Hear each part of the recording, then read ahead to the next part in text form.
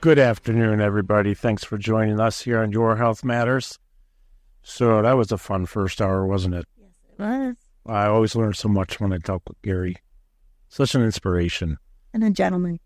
He's a true gentleman, man, but he's really fit. Yes. So we have another gentleman with us, and he's a friend of ours, very good friend of ours. And also, you are familiar with him, folks, if you used to listen to the show before I had the show, then you are familiar with the man, the myth, and the legend. Of course, that's Dr. Joe Barry.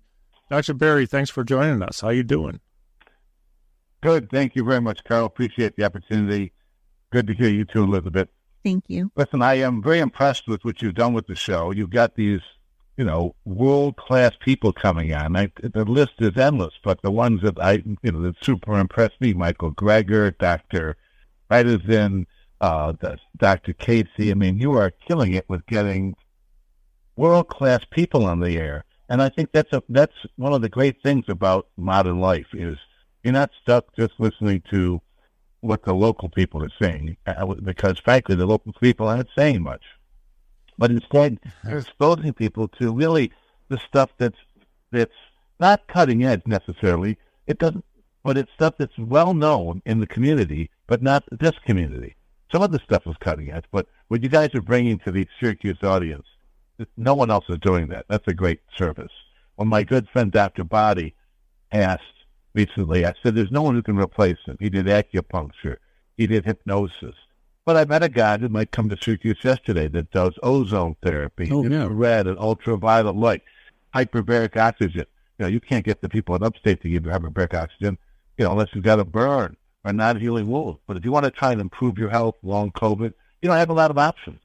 So the panoply of healthy options are expanding in Syracuse, and no small part due to you and Elizabeth. Now, let's start off by talking about water. Thank you. And I got to be honest with you, this makes me very nervous.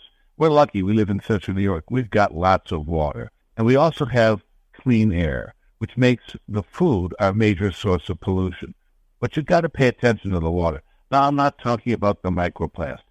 I'm not talking about the nanoplastics, because I don't know what to do about those.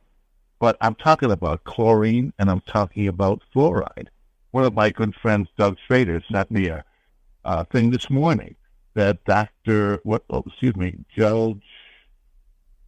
Edward Chen ruled Tuesday, and this is in California, that the EPA had to review its standing on fluoride. It said that using the 2016 Toxins Substance Control Act gives legal pathway for citizens to question the EPA. He wrote in his 80-page ruling, there is, quote-unquote, little dispute over whether fluoride is hazardous and ordered the EPA to take steps to lower that risk. Although I don't know how you do it except by getting rid of fluoride. Because as he points out in his ruling, fluoride can cause mental retardation. I'm not saying it's going to cause people to have Down syndrome or anything like that. But if you have a kid that's 105 IQ and now it's 100 IQ, or if it's 85 and now it's 80, those things make a difference on a population level basis. We have to get the fluoride out of our water. We have to get the chlorine out of our water. I don't know if you're getting your water from Skinny Lake, but as I've written to the health commissioner, we have a lovely health commissioner. Her name is Dr. Anderson. And I've written to Dr. Anderson, I'd say every few months, saying, why is there still fluoride in the water? If the people putting this stuff in the water have to wear hazmat suits, do I want it in my water? If the substance has a skull and crossbones and says poison on it, do I want it in my water? Go to the Fluoride Action Network homepage. These people aren't crazy.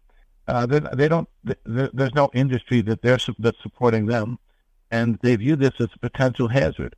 What I should put in the water is ice cubes, nothing else. So what I have at home is reverse osmosis for my water. Mm-hmm. What I have at my office for my staff is reverse osmosis. Get one of those countertop RO systems. Don't store your water in plastic jugs. But again, living on well water, I still have my water tested every year by a third-party source. 2 years ago, it had no fluoride in it. this year it has a little bit of fluoride, but that's natural fluoride, not something they mixed in, not the waste product of aluminum manufacturer. So I want to urge everyone to look at the two pollutants in their life. Water, which plays probably a small degree. And of course, when you use RO water, then you get rid of all the minerals. That's why I use our well water. But you can always replace the minerals, and people should be replacing the minerals. But every little bit helps. If your diet is 80% of your health and the water is 5% and 15% is your genes, maybe you're not ready to work on the 85%.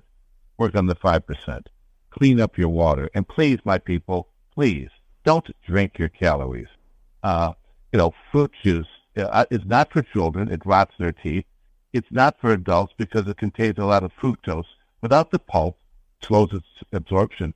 And that fructose, which is a 5-carbon sugar ring instead of sucrose is a 6-carbon, that goes right to your liver and says make fat, make inflammation. I think it's Dr. Robert Lustig that did a study that showed he could take kids with fatty liver, and it's a real shame this country has anyone with fatty liver, let alone children. He could take children with fatty liver and normalize that fatty liver by changing their diet to exclude the excess carbohydrates and the fructose. And he can get this done in 2 weeks. Now, someone just told me that Big Pharma came out with a drug that will work on fatty liver. May I suggest to you that it's immoral to use a medication when a lifestyle treatment is more appropriate.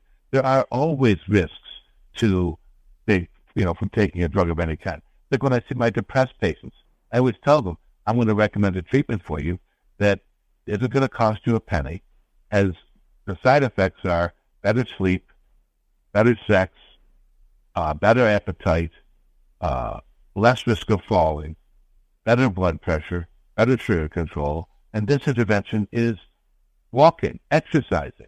Yes. So that by exercising, you get more benefits than you get from a pill, and no side effects except the good ones. And yet they stare at me like I'm from outer space. Now I could be from outer space. I do refer to people as citizens of the earth. You earthlings, you earth people. But it doesn't mean that that this isn't a good idea. And what's it going to cost you? If the world's coming to an end, go take a walk. Enjoy the sunshine while you can. Exactly, Doc. I have people that the world is coming to an end for. And that's not you listeners. Time for a break, I guess, Carl. Yeah. Let me interject here real quick. So I really appreciate always so much you joining us, but your perspective on things too, and your knowledge and your wisdom. We do have some pretty wonderful guests coming on the show, but I have to tell you, Doc, my goal that I've stated all along, and I really just ramped it up recently and dug in real deep, is I'm going to get world class, and I won't settle for less. Whoever's going to come on this show is going to be the best in their field. That's why you're with us. Thank you very much. No, I was going to say, can I finish the show anyways? Because you're the best of the best, and you developed this audience, and this is a highly educated audience we have here. They need to hear the best. So I'm just trying to live up to even half of what you did before, if I'm lucky. But that's why I bring these people on. Actually, Lustig is coming on. It probably won't be till wow. Dr. Oz is coming. Dr. Lustig's coming on. We have, before we go to break, I'll just read you a couple of folks. Aubrey DeGray has already been on. I have a bunch of recordings. Bill Bushwitz, Dr. B, who grew up in Manlius, he's already recorded.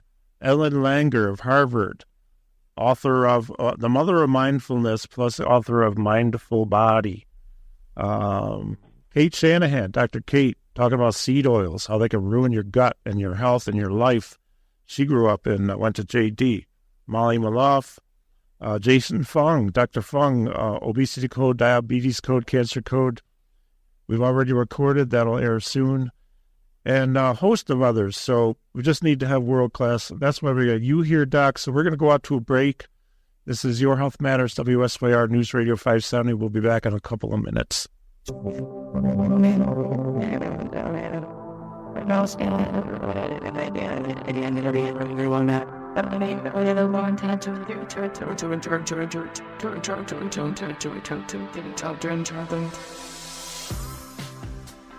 That's pretty cool music. Who is it? days. Oh, by the way, Producer Dave, thanks for doing such a great job. I meant to thank you earlier, and I'm not sure if I did, but I want to make sure I do. Sure, not a problem. Hey, folks, without sponsors, we can't do the show. I'm going to talk about one sponsor real quick, then we're back with Dr. Barry. Motion Guidance. MotionGuidance.com. Go there and check out what they have. I'll tell you a little bit about it. We use it in our clinic. This particular device we have is a laser. You can wear it on your head, you can wear it on your arm, your leg, your trunk, and it helps us to help you to, let's say, increase your range of motion in a limb. Improve your posture. That's a big one. We have a lot of people with forward posture, forward neck, forward head. And it's an amazing device to help elevate your training and help you with, let's say, rehabilitation. Okay? You can reach your goals faster and with greater precision. Highly innovative. This tool, it provides like real-time visual feedback, helping you to see exactly how you're moving so you can make instant adjustments. They have home kits available. I have the clinical kit, and pretty soon we're going to have some interactive laser pods that make sound. They vibrate, they light up in different colors, and it's really engaging. I can't wait to get these things. So probably the best thing to do is go to carlsterling.com. That's Carl with a K. Go to our sponsors tab, scroll down to Motion Guidance. You'll see a discount code there, MG, like Motion Guidance, MG20. MG20, 4 digits. You get 20% off if you buy something. And it's a great investment because you can do this at home. One other thing about it is we can use this to help with visual and vestibular resets and, let's say, exercises. And that's really important because we all have a vestibular system. And even if we're legally blind, if we can see anything, any kind of light, we have a visual system that's having input into our sensory input, right? So all this stuff, we need to work on it. We do that at our clinic. If you have any problems those areas, you come and see us. We're back with Dr. Joe Barry. Interesting about the water, Doc. Holy cow, man. Fluoride. Because I was just talking with Dr. Kate Shanahan the other day about water and toothpaste with fluoride in it too, right? It says right on the tube, do not swallow this. Could kill you. It seems kind of odd. And you don't have to swallow the whole tube. If you ingest more than a pea-sized amount, you're supposed to call 911 or poison control. But I'll tell you about that stuff. Yeah, right. Now, Yeah. Do I want kids to have bad teeth? No, but bad teeth versus a mental retardation, and the bad teeth can be helped at least in part with the fluoride tablets, which my wife used to give the kids because we didn't know, and the fluoride toothpaste. That's where you get your fluoride from. If you have to do fluoride and it's not in the water. Keep the water clean. Now, just to bring up the subject you brought up before, Dr. Fung, Dr. Lustig, these are people that I have in my sheets that I give out to all my patients. These are videos to watch. The Funkster is the best on intermittent fasting and fasting. I love his stuff. And The Dr. Funkster. Lustig is a stone cold scientist on on metabolism. And all the people that talk about the seed oils. I push Dr. Chris Kenobi and Dr. Paul Mason, but all these people. RFK Jr. was on TV. Jillian Michaels was on TV talking about the dangers of seed oil. And yet, my peoples, listen, go to Costco, get those gallon containers of the seed oil and plastic, the canola oil. What's it say on it? Heart healthy. Because they bought that sticker. Because it lowers cholesterol, but it doesn't affect heart disease in a positive way. It makes it worse. Why do you think we're spending more and more money than we ever did before and have the worst health care? We're not getting better. And the seed oils are a very big part of that picture. They're everywhere, too. Yeah, they're everywhere. Everywhere. Yeah. Everywhere. And almost all the salad dressings, all the products you're using at your dive restaurant, even the fine restaurants are using the cheapest oil they can, let's be honest. And that's not good for you. And the evidence is really mounting up. Look at Cheerios. Everyone loves Cheerios, but then I'll say it's heart healthy. But that's a super processed product that I'm sure has Roundup in it, as do all cereals. It's bad for you. But I don't want to waste my segment on that. I want to talk real quickly about the flu vaccine and the COVID vaccine. People are lining up to get them again. May I just tell you, number one, if you want to get both vaccines, I wouldn't, but if you want to, good on you. Don't do the same day. Why would you do that to yourself? They're not going away. You're not going away. Get the shot, then wait a few weeks and get the other shot. It's much better for you. I think it's much safer for you. Now, let's talk about the flu shot for a second. I wrote about this back in 2018. It's got polystyrene 80. It's got tritium 1000. It's got formaldehyde. If it's a multi-use vial, it has mercury. I don't really think you want that in your system. We've seen there's a study done in 2017 reported by the Department of Defense in 2009. If you get the flu shot, this does not come from the CDC. Oh, no. This does not come from the FDA. This comes from the DOD, the Department of Defense, and they don't play around. So they did a study of healthy people to give them the flu shot, and lo and behold, interestingly, and very nice, the flu shot cut down the risk of getting flu by 30%. Kudos. Great thing. Let's go. But wait a second. What's that? Page 2. The second part showed that it increased the risk of getting 2 other viruses by 30%. So it's really a wash.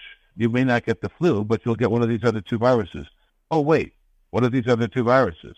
Well, one of them is RSV, respiratory syncytial virus, which we have a new vaccine for.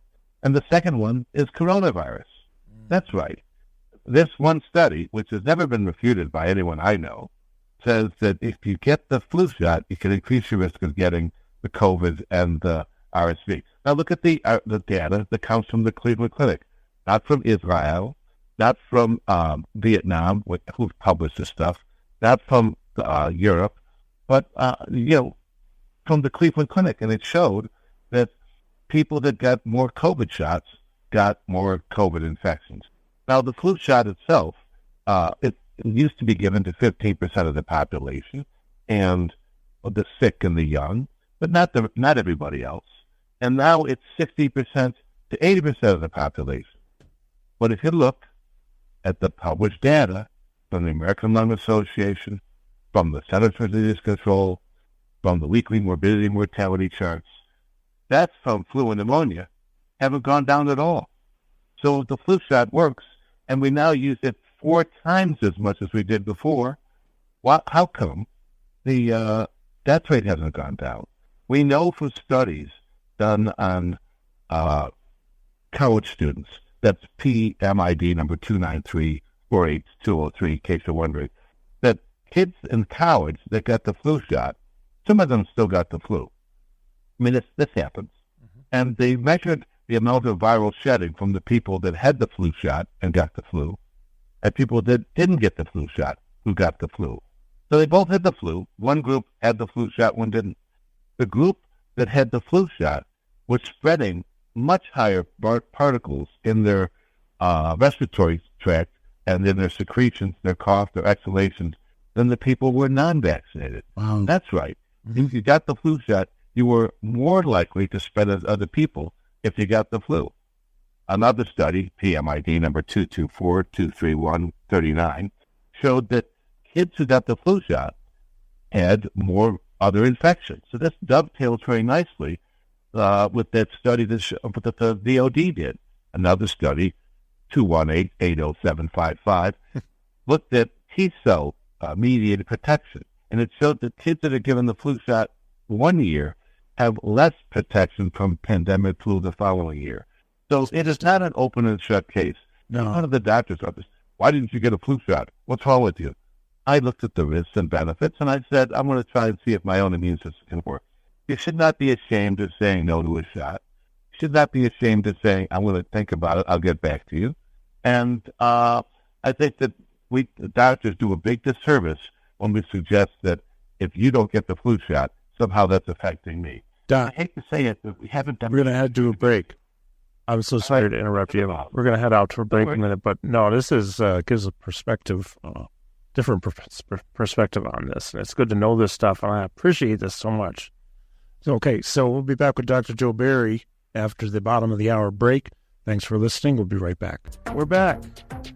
Thanks for joining us, folks, and we're with Dr. Joe Barry right now for this hour. Always great to have you here, Doctor. Thank you, Carl. It's great to be on the radio. I try and not be crazy toxic, Dr. Joe, but he he comes out like heckle and jive. Yeah, we love him too, though. He's cool. Well, the thing is you're bringing information that nobody else will talk about around here, and we need this. So, I really love the idea you have here for this segment, talking about taking care of your own health. So if you don't mind, let's elaborate on that. What do you mean by that? Because, I know what you mean, but share with us, please. Well, it's obvious. You go to the doctor nowadays, and in your 3 minutes with the doctor, they want to get in and out. They don't want questions. They don't want anything that's out of the ordinary. My own sweet mother was demented for 10 years. I don't think the whole family knew it. I don't think the doctor ever did, because he asked, well, you taking your meds? Sure. Having any problems? No. Everything good? Yes. Okay, out the door. That's not a checkup. No. If you're going to the doctor and he's not evaluating for memory loss on a regular basis at a certain age, or if you have any complaints, then there's something very wrong. Doctors don't want you to have a little list. And they get, oh my God, the patient has a list. To me, that's a patient that's involved, that cares. Doctors don't want to order tests that you want to have done. This is, it's unbelievable to me. I would say, fire that doctor forthwith, except it's impossible to get into a doctor or even a nurse practitioner these days. Now, yeah, I'm a doctor and I see patients, but I have been on the other side of this. And I was out hiking with my good friends in the Sierras in California.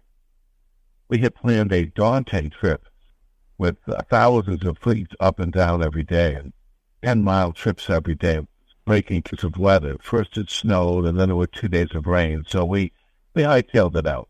We were soaking wet when we got to the car after a 10-mile hike, but we at least were at the car. But the whole way out, I was having terrible abdominal pain. Now, I'm not a guy that has pain much. I'm less that way. And I started having worsening abdominal pain. I started having the dry heaves. Many, many hours I would have the sweats where I would soak my shirt, and then, then it's raining, so you don't know if you're sweating anymore. But now I realize I'm so dehydrated I can't sweat. Well, I made it back to the car, but I was a hurting pup. I spent 2 days in Fresno in a hotel at the Best Western near the airport, hoping the pain would get better. Then I said I'm going to the airport. But I was at the airport, I realized this pain is really, really bad. If a patient called me and said they're having 3 days or 4 days of abdominal pain, don't have bowel sounds, haven't been able to eat in 4 days, hasn't had anything to drink more than a couple hundred cc's in the last 96 hours, I'd say go to the ER. So I went. There's 3 or 4 ERs in Fresno. The one I went to can only be described as yet another Dante's Inferno. It was a horrible experience.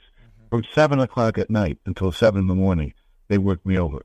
Now, I saw the doctor, and I'm going to be very specific about this. I don't want people to think I'm exaggerating, because I am prone to a little bit of exaggeration. I saw the doctor for 11 seconds, and the doctor never touched me. Now, I didn't say I was a doctor, but I used words that, they had to make them think. I said something like, it's been, 4 days since I've had anything to eat. It's been, I've only had less than 200 cc's of fluid every day since then. I have absent bowel sounds. I have a virgin abdomen, and the pain is subxiphoid and a gnawing in character, and it's a 7 out of 10. They did blood work, they did x-rays, and in the end they said, oh, what you have, sir, is abdominal pain. Thank you for that. Oh, wow. Lovely. What news? And I left the emergency room and went to the airport in worse pain than I came in, but very happy with the knowledge with the CAT scans they did that I don't have metastatic cancer. I'm good. If it's not cancer, I'm good. Ulcer, sure, you can't see an ulcer. I'll work that. I can work with an ulcer. If the ulcer perforates and I get very, very sick, fine, I'll recover from that, probably. It's just not cancer, so I'm happy.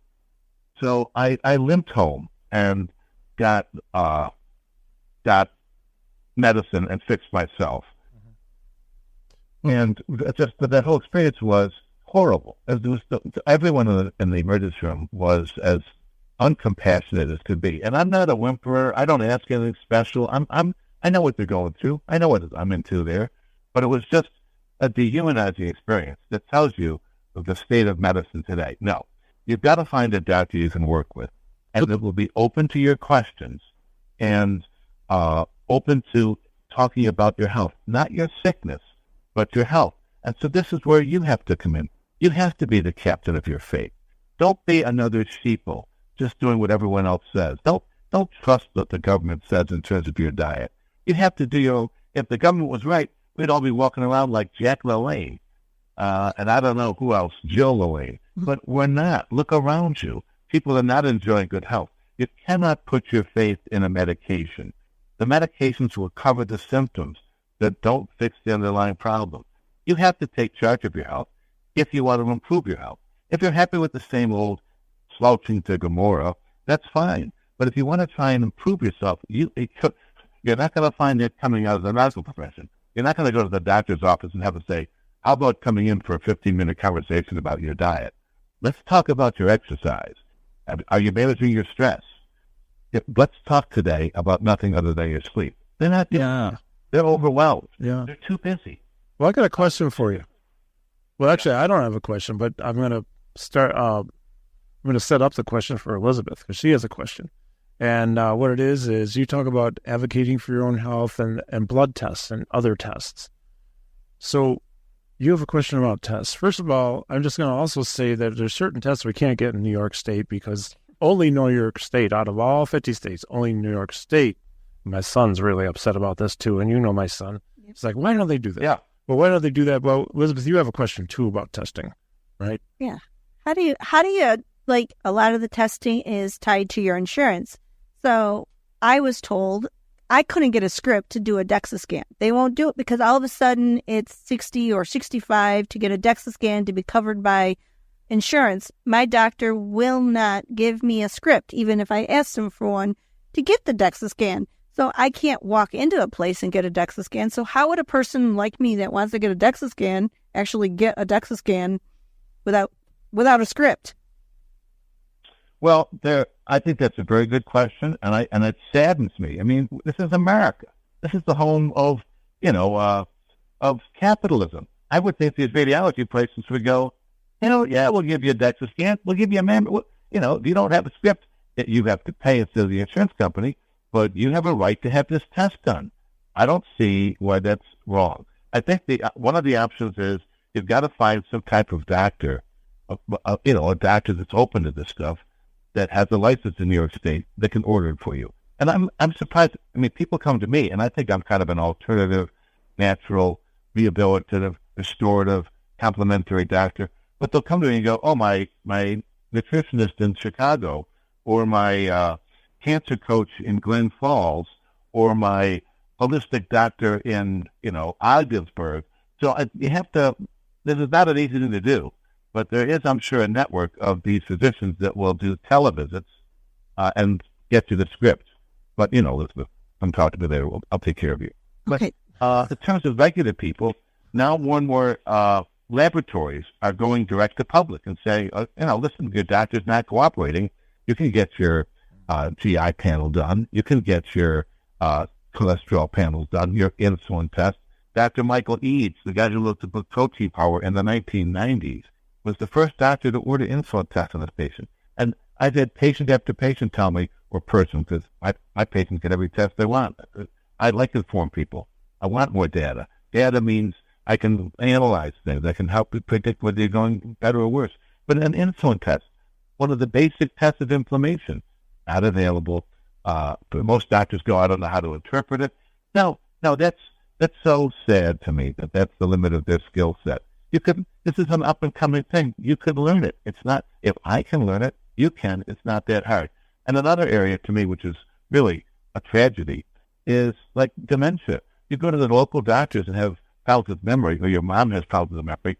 Oh, well, there's nothing you can do. Or let's try these medicines that have been around for 30 years and only prolong the worsening. What about looking at Dr. Beden's protocol? None of these people are having Lyme tests, sleep apnea testing, oral testing, heavy metals testing. They're not getting a good evaluation of their mentation. They're not getting imaging. They're not having their oils checked. And again, let's like the insulin. If you want to find out how badly your oils are skewed from normal, you change the oil in your car unthinkingly and unhesitatingly. Yeah. You don't realize you have changed the oil in your body, and not for the better. That's true, Doc. We got to head to a break in just a second here, but I love that analogy too. We'll take better care of our car than we take care of ourselves a lot of time. Not me, of course. I'm taking good care of myself.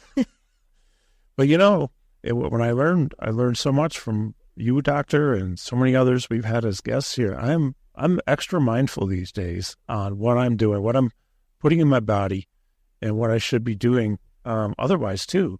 So let's head out to a break. We got one more segment with Dr. Joe Barry coming up. You're listening to Your Health Matters here on News Radio 570 WSYR, also on 106.9 FM. We'll be back in a couple of minutes. Okay, we're back. And I have a couple of things I'd like to say before we get back with Dr. Joe Barry. First of all, I oftentimes forget to promote. We actually have a business. It's called Neuromotor Training. And we would love for you to come and check out what we do, because we have stuff that nobody else has in the area. Well, I'm not tooting my horn, but I'll toot our horn by saying that Elizabeth and we do stuff with people that nobody else does. That's why we get referrals from, upstate, from Onondaga Physical Therapy, from Velocity, from all these places, because we have the stuff to help you with your movement, balance, multitasking skills, cognition, and memory that others don't have. And of course, we refer out when we need to, and that's pretty often. So we're a one-off, kind of a weirdo kind of place, but I'm a weirdo, so I like being that way. And all I can say is if we had all the normal stuff, we would get normal results. We don't want normal. We need better than normal. We need above average. So I'm not going to say I'm above average, but I'm definitely not normal. And we put a lot of effort into getting these things and are very fortunate to have these things that are actually making differences with people very quickly, most of the time, no matter what. Parkinson's, MS, bone density issues, cognitive issues, memory issues, all kinds of issues. Okay, with that said, I also want to say thank you to producer Dave, because you always make it easy for us, so thank you. I also want to thank Dr. Barry, because besides being a guest today, Doctor, you've really changed a lot of lives, first of all, but you've helped me change my life in a lot of ways, including my business. And without your support, I don't think I'd be anywhere close to where I'm at. I wouldn't be on the radio. I wouldn't be in this beautiful clinic that I have, which is in your building. And you're a very, very generous human being. You always think of other people. And I just love you, man. You're the best. So thank you for all you've done to help us. Okay, good. Elizabeth, you and Elizabeth, why do I help you? Well, because you and Elizabeth are positive forces in the universe, and there's not enough of those people out there. You're not interested in making a buck. You're interested in helping people. And to the audience, go ahead, try the regular physical therapy. Do the regular routine. Do what you're told. And if that doesn't work, and when it doesn't work, then you look into someone like Carl, because he's got equipment, like you talked about, that no one else has. Now, let me just spend the last couple of seconds reminding you about how you got to take care of yourself. Number one, keep a list of your medicines. Please don't be one of those people that says, oh, it hasn't changed since last time. You got to know your pills. It's very important. Even if you don't want to know the names and can't pronounce them, print them out. The doctor should give you a printout when you leave the office. It should have the meds on there. Cut that out, put it in your wallet. And then every doctor's office you go to, you show them their printout, and they can change it if they add things. Don't count on the doctor knowing what the last doctor did and this doctor did. That's a mistake. 2, keep a record of all your important tests. Get a copy of them yourself and look them over. There'll be lots of words you don't understand. Bring it in and double check with your doctor, because, mistakes happen. No one cares more about your records than you do. Keep a list of all important tests. It's not that hard, and the payoff could be saving your life. Finally, I read Dr. Michael Eads. He has a Substack article called The Arrow. It's great. And he talked about this doctor that says, people abandon the things they worry about the stuff they can't control, and they abandon the stuff they can control. I was so worried about my mother's dementia, taking care of her. I couldn't eat properly. No. Maybe you can't do much about your mother's dementia, but you can eat properly. Just because you have a problem with one area of your life, Doesn't mean it paralyzes you in terms of your health. I think, like I did when I had this terrible illness, you've got to take something bad and say, okay, I'm going to change a behavior and make something good come from it. Now, the Bills are going to play it a little bit. I know you're all big Bills fans. They're number one in their conference, I think. I don't understand that. But I urge you, during halftime, during the quarter breaks, do something new. Try Dr. Zach Bush's 4-minute exercise. Go to the internet now, type it in, Dr. Zach Bush, 4-minute exercise. It releases nitric oxide. It exercises the 16 biggest muscle groups in your body. You can't go wrong by doing something every day. You have to say, today I'm going to make my diet a little better. I'm going to make my exercise. You don't have to make everything better at once. Pick one thing, make that a little better. Pick the next thing, make that a little better. I hate that corporate term, but it really is about continuous quality improvement. And it's 2 steps forward and 1 step back. Okay, I accept that. You're not going to give up Doritos completely, but or Oreos or Cheetos or Fritos or Munchos or all the other O's that are making you sick. Maybe I can't get you to give up soda, but we can cut it down because every little bit helps. And again, the low-hanging fruit, get rid of the soda, get rid of the cereal, stop with the milk unless you're trying to gain weight. And all the fake milks, probably not very good for you either. Try and go natural.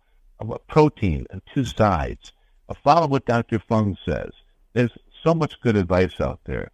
Unfortunately, it's not really coming from the medical profession. We're too busy with our metrics. We're too busy just trying to get through the day. Someday we'll change this with people like Carl, with people like Dr. Stephen Wexler with the STEM wave, with this Dr. Max I'm hoping to have join us from Syracuse. This is growing because the current system isn't working. Well, Doc, and Carl for letting me get out and rant. Oh my gosh.